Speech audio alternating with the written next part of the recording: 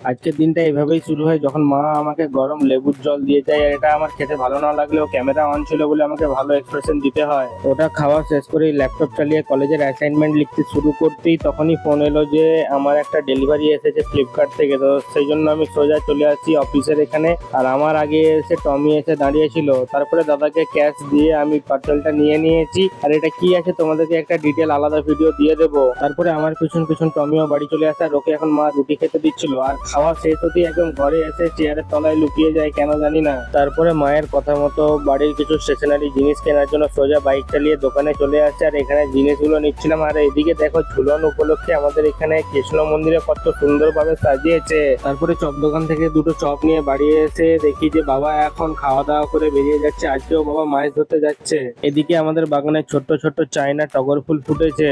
তারপরে দুপুরবেলা স্নান টান করে এখন বসে গেছি খাওয়া দাওয়া করতে। তো চলো আজকের মতো এতটাই।